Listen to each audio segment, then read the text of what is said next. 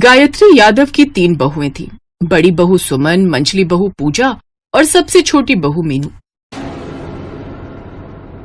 जब देखो सुबह शाम इतने सारे लोगों के लिए ढेर सारी रोटियां बनाते रहो, फिर ढेर सारे बर्तनों का ढेर धोते रहो।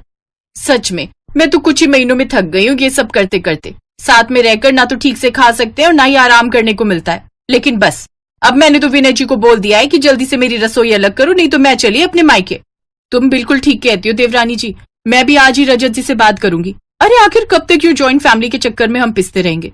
माँ बाबू जी का क्या है, उन्होंने तो अपनी जिंदगी जी ली ना, लेकिन हमारा क्या, यही तो उम्र है हम लोगों की। फिर घर पर बात करके पूजा और मीनू अलग रसोई की डिमांड करती हैं। ठीक है, जैसी इनकी मर्जी, मुझे घर में कलेश नहीं चाहिए। इन्हें यही ठीक लगता है तो यही सही। अब से इस घर में 3-3 रसोई होंगी। तुम दोनों अपने अपने फ्लोर की रसोई में खाना बनाओगी और बड़ी बहू सुमन हमारे साथ हमारी रसोई में। गायत्री यादव का 3 फ्लोर का घर था। सबसे ऊपर छोटी बहू मीनू, बीच वाले फ्लोर में पूजा और सबसे नीचे वाले फ्लोर में सबसे बड़ी बहू सुमन की रसोई थी। ऐसे ही एक रोज, सुमन बहू आज नाश्ते में क्या बनाया है? माँ जी मैंने आपके लिए इडली और सांभर बनाया है। अच्छा, लेकिन खुशबू तो आलू के पराठे की आ रही थी। आलू के पराठे? वो तो मैंने नहीं बनाए माँ जी, हो सकता है दोनों देवरानियों में से किसी ने बनाए होंगे। हाँ हो सकता है। अच्छा अब तू जल्दी से मेरे लिए इडली और सांभर ही ले आ। अच्छा बहू, मेरे लिए गर्मा गर्म चाय बना दो।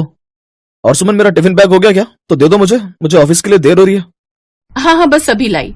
सुमन के सास ससुर अपनी बड़ी बहू के साथ ही रहते थे, जिस वजह से सबसे ज्यादा खाना भी उसी की रसोई में बनता था। अगर कोई रिश्तेदार भी आता तो सुमन के पास ही आता, जिस वजह से उसका ज्यादातर वक्त रसोई में ही बीत जाता। एक रोज जब वो बर्तन धोकर आती है तो खुद से कहती है, कहने को तो घर में 3-3 रसोई हैं, लेकिन मेरी दोनों देवरानियों को तो सास ससुर से कोई मतलब ही नहीं है। फिर चाहे कोई रिश्तेदार आए या ना आए, उन्हें कोई परेशानी ही नहीं है। तभी पूजा वहां आती है। क्या बात है जेठानी जी, यूं अकेले में क्या बड़बड़ा रही हो? कुछ नहीं, बस ऐसे ही। तुम बताओ यहाँ कैसे? कुछ नहीं, वो चीनी खत्म हो गई थी तो वही लेने आई हूँ। अच्छा रुको अभी लाती हूँ। कुछ देर बाद, ये लो। एक बात कहूँ जेठानी जी, मेरी बात मानो तो तुम भी अपनी रसोई अलग ही कर लो। क्यों सारा सारा दिन इस चूल्हे चौके में लगी रहती हो? और वैसे भी सासू माँ खुद पका कर खा लें, इतनी जवानी तो अभी उनमें बाकी है। बिल्कुल ठीक कह रही है पूजा दीदी। अरे मैं तो आते ही सास ससुर के चाल चलन को समझ गई थी। हमारी सास खुद तो किसी काम को हाथ लगाती नहीं, बस सारा दिन बैठकर ऑर्डर ही करती रहती है। बहू ये बना दे, बहू ये ला दे। इससे तो अच्छा होगा कि अपना बनाओ और मजे से खाओ। और वैसे भी 3 तिगाड़ा काम बिगाड़ा ही होता है। अगर चौथी रसोई तुम बनाओगी तो फिर सब कुछ अच्छा ही होगा। खैर अब हम चलते हैं। ये कहकर वो दोनों वहां से चली जाती हैं। उनकी बात सुनकर सुमन खुद से कहती है, बड़ी आई मुझे नसीहत देने वाली। अच्छे से जानती हूँ मुझे भड़काने का काम कर रही थी, लेकिन मैं भी इनकी जेठानी हूँ। इनसे पहले इस घर में आई हूँ। इन दोनों के बहकावे में तो बिल्कुल नहीं आऊंगी। उन दोनों की बात को अनसुना करते हुए सुमन अपने काम में लग जाती है। ऐसे ही समय बीतता है। बढ़ती उम्र के साथ गायत्री और उसके पति रामदीन की फरमाइशें भी बढ़ती जाती हैं। कभी उनका खिचड़ी खाने का मन होता, कभी हलवा तो कभी दही भल्ले। सुमन हमेशा उनकी फरमाइशें पूरी करती रहती। ऐसे ही एक रोज, बड़ी बहू आज मौसम बाहर बड़ा सुहाना है, ऐसे में गरम गरम पकौड़े हो जाए तो मजा ही आ जाए।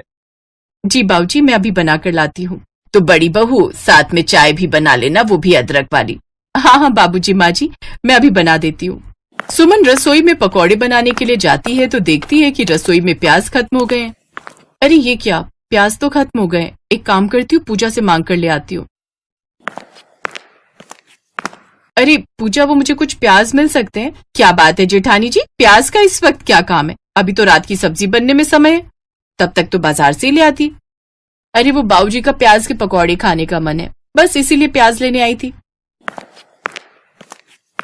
हाँ बीना दीदी, कितनी बार आपको समझाया कि अपनी रसोई अलग कर लो, लेकिन तुम मुझे सुनने का नाम ही नहीं लेती। अब करती रहो सास ससुर की फरमाइशों को पूरा। बिल्कुल ठीक कह रही है मीनू, अलग रसोई होने के बड़े फायदे हैं। कम ही खाना बनाना पड़ता है, ऊपर से कभी कभी हमारे पति लोग भी हेल्प कर देते हैं। साथ में रसोई होती तो माँ बाबूजी के तानों के डर से ये भी रसोई में नहीं घुसते। मेरी मानो तो आप भी अपनी रसोई अलग कर लो और ऐसे ही अपने पति को काबू में रखो। इन दोनों देवरानियों को क्या लगता है कि बंटवारा करने में मजा है? जब देखो बंटवारे की बात करती रहती हैं। अब मैं इन दोनों को बताऊंगी जो मजा साथ रहने में है ना, वो अलग रहने में नहीं। ऐसे ही एक शाम जब पूजा और मीनू दोनों अपने पति के साथ डिनर के लिए बाहर गई होती हैं, तो पीछे से जाकर सुमन उन दोनों के सिलेंडर की गैस निकाल देती है और खिड़की खोल देती है। फिर दोबारा से रेगुलेटर से सिलेंडर को बंद कर देती है। अगली सुबह जब उसकी दोनों देवरानियां चाय बनाने के लिए गैस खोलती हैं, तो देखती हैं कि सिलेंडर में तो गैस ही नहीं है। हैं? ये क्या हुआ? हफ्ते भर पहले तो सिलेंडर लगाया था, फिर इतनी जल्दी खत्म कैसे हो गया? मीनू के पास जाती हूँ, वहीं चाय नाश्ता करती हूँ। पूजा मीनू के पास जाती है, लेकिन उसे पता चलता है कि उसका भी सिलेंडर खत्म हो गया है। समझ ही नहीं आ रहा, अभी 4 दिन पहले तो मैंने सिलेंडर लगाया था, फिर इतनी जल्दी खत्म कैसे हो गया? खैर कोई नहीं, अब चलकर जेठानी जी के यहाँ चाय पीते हैं और नाश्ता करते हैं। वो दोनों नीचे जाती हैं, जहाँ सुमन सबको चाय नाश्ता परोस रही होती है। अरे आज आसमान का चांद धरती पर कैसे उतर गया? आज तुम दोनों यहाँ क्या कर रही हो? वो माँ जी, हमारा सिलेंडर खत्म हो गया। हाँ तो जाओ और जाकर भरवा कर लाओ। यहाँ क्या कर रही हो? अरे माँ जी, आप समझ नहीं रही, हमें नाश्ता पकाना है, इनको ऑफिस के लिए देर हो रही है। हाँ तो जाओ और जाकर ऑनलाइन ऑर्डर कर लो, बहुत पैसे है ना तुम्हारे पास।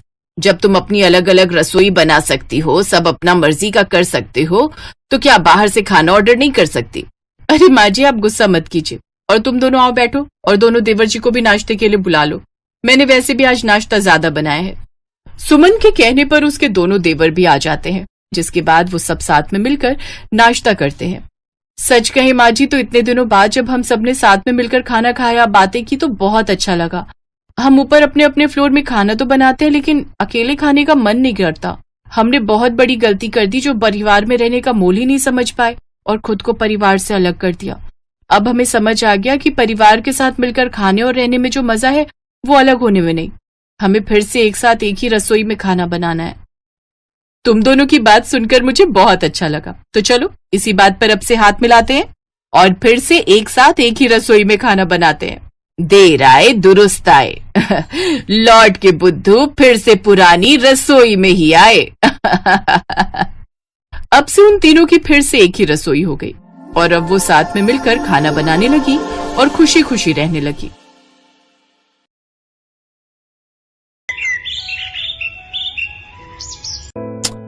माँ जल्दी करो ना, बहुत तेज भूख लगी है। हाँ माँ जल्दी करो ना, पेट में चूहे छलांगे मार रहे हैं। अरे ला तो रही हूँ, सारा दिन बस माँ की ही जान खाते रहो। अरे माँ परेशान क्यों होती हो? भैया की शादी के बाद भाभी आ जाएगी, फिर तो तुम्हें आराम ही आराम हो जाएगा। अच्छा भाभी क्यों? तू नहीं करेगा शादी? अब कोई अच्छी लड़की मिल जाएगी तो जरूर करूंगा, पर पहले आप तो कर लो।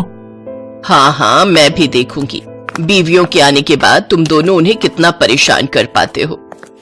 हाथ में सब्जी का डोंगा लाते हुए उमा ने कहा, तो उसकी बात सुनकर उसके दोनों बेटे मुस्कुराने लगे।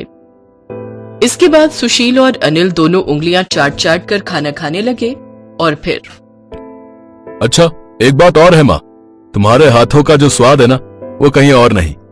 रहने दे, बड़ा आया, जब तेरी बहू आ जाएगी तब पूछूंगी कि किसके हाथों का स्वाद ज्यादा अच्छा है। वाह माँ वाह, क्या बात कह दी। ओए तो चुपचाप खाना खा, ज्यादा बोलेगा ना तो तेरी शादी पहले करा दूंगा, समझा? सुशील की इस बात को सुनकर उमा सोच में पड़ गई और फिर उसने कहा, वैसे आइडिया बुरा नहीं है। मतलब कौन सा आइडिया माँ? अब अनिल भी तो अब शादी के लायक हो ही गया है, ठीक ठाक कमा भी लेता है, तो तुम दोनों की शादी एक साथ ही करा देती हूँ। अरे अरे ये बात कहाँ से आ गई? शादी की बात तो भैया की चल रही है ना, तो उन्हीं की कराओ, मुझे इस पचड़े से दूर रखो। और वैसे भी मैंने सुना है। क्या सुना है तूने? अरे मैंने सुना है भाई तभी तक भाई को प्यार करता है जब तक वो पति नहीं बन जाता। एक बार बेबियां आ गई तो फिर तो रायता ही फैलता है। क्यों माँ? ऐसे कैसे, मैं तो हूं ना सब कुछ समेट कर रखने के लिए। उमा ने ये बात यूं ही नहीं कही थी। काफी सोच विचार के बाद उमा कुछ दिनों के बाद ही 2 सुंदर बहुओं को अपने घर ले आई। अपने दोनों बेटों के घर बसाकर वो बहुत खुश थी, लेकिन ये वाकई इतना आसान भी नहीं था। अभी असल रायता तो फैलना बाकी था। कुछ दिनों तक तो सब ठीक चला, लेकिन फिर एक दिन, सुनो जी मुझे आपसे एक बात करनी है। क्या हो गया, बोलो। अरे वो अनीता, वो तो बहुत ही फिजूल खर्च कर रही है। मतलब ऐसा क्या कर दिया उसने? जब देखो खाने में पनीर, चाप, मुर्गा, बस यही सब बनाती रहती है। हाँ तो क्या हो गया? हुआ ये कि जो राशन 5-6 हजार में पूरा हो जाना चाहिए था, मैडम की वजह से 12-15 हजार तक पहुंच रहा है। ऐसे ही चलता रहा तो हम तो सड़क पर आ जाएंगे। अपनी पत्नी सुनीता की बात सुनकर सुशील भी सोच में पड़ गया। मगर ये कहानी सिर्फ इसी कमरे में नहीं चल रही थी, बल्कि दूसरे कमरे में भी यही हाल था। छोटे भाई अनिल की पत्नी अनीता भी उससे अपनी जेठानी की शिकायत कर रही थी। देखो जी, ऐसे नहीं चलेगा, मैं कह देती हूँ। पर हुआ क्या? तुम्हारी भाभी भिखारियों के खानदान से है क्या? अरे ऐसे क्यों बोल रही हो? सारा दिन बस दाल चावल पोहा खिचड़ी यही सब बनाती रहती है। अरे 4 दिन की जिंदगी है और सिर्फ 3 टाइम खाना है, तो कुछ अच्छा तो खाओ। कुल मिलाकर दोनों तरफ एक सी हालत थी। सुनीता को उसकी देवरानी अनीता बहुत खर्चीली लगती थी, तो वहीं अनीता को अपनी जेठानी सुनीता एक नंबर की कंजूस लगती थी। धीरे धीरे ये लड़ाई शिकायतों से बढ़कर हर रोज के झगड़ों और फिर तू तड़ाक पर आ गई। आखिरकार उमा ने परेशान होकर घर की रसोई का बंटवारा कर दिया। दोनों बहुओं के चूल्हे, राशन, यहाँ तक कि मसालों के डिब्बे तक अलग अलग हो गए। दोनों बहुएं अलग अलग वक्त पर खाना बनाने लगी और रसोई के इस बंटवारे के साथ ही दोनों भाइयों ने भी आपस में बातचीत करना बिल्कुल बंद कर दिया। हालांकि दोनों बहुएं अब बहुत खुश थी। अब सब बढ़िया है, जो खाना है खाओ, किसी की रोक टोक नहीं। अब मजा आएगा, जब ये ऊट पटांग खाकर पेट खराब होगा ना, तब पता चलेगा। दूसरी तरफ उमा इस सब से बिल्कुल खुश नहीं थी। वो बस इसी सोच में डूबी रहती कि आखिर कैसे दोनों बहुओं में सुलह हो और घर की रसोई फिर से एक हो जाए। और तभी उमा को एक आइडिया आया। जिस वक्त रसोई में कोई नहीं था, तभी उमा चुपचाप रसोई में गई और अनीता के आटे के डिब्बे में से ढेर सारा आटा निकाल लिया। फिर मौका देखकर अनीता के सिलेंडर का पाइप निकालकर काफी सारी गैस खिड़की से बाहर उड़ा दी। उमा हर रोज ऐसा ही करने लगी। कभी वो दाल निकाल लेती तो कभी किसी के चावल कम कर देती। इस वजह से दोनों बहुओं का राशन बहुत जल्दी खत्म होने लगा। दोनों भाइयों पर दुगना खर्च पड़ने लगा। और तब एक दिन, अरे यार अनीता, कहां से लाऊं इतने पैसे? भला ऐसा भी क्या बनाती हो रोज जो महीने का राशन 15 दिनों में ही खर्च हो गया? अब ऐसा करो, तुम रहने दो, अम्मा ही रसोई चलाएंगी, तुमसे नहीं हो पाएगा। उधर घर के दूसरे कमरे में भी कुछ ऐसा ही हाल था। एक तो सारा दिन खिचड़ी और दाल चावल खाकर मैं खुद पक चुका हूं, और उसमें भी तुम्हारी रसोई में राशन इतनी जल्दी खत्म हो जाता है? सिलेंडर पर सिलेंडर भरवाए जा रही हो। बस अब बहुत हो गया। तुम्हें अपने मायके जाना है तो जाओ, यहां एक ही रसोई चलेगी और उसे मेरी मां चलाएंगी, समझी तुम? उमा का तरीका काम कर गया था। दोनों बहुओं को जब कुछ समझ नहीं आया तो दोनों ने हार कर एक दूसरे से सुलह करने का फैसला कर लिया, क्योंकि वो दोनों एक दूसरे को तो बर्दाश्त कर सकती थी, पर अपने पतियों की नाराजगी वो नहीं झेल सकती थी। और इस तरह उमा की रसोई में खिंची लकीर मिट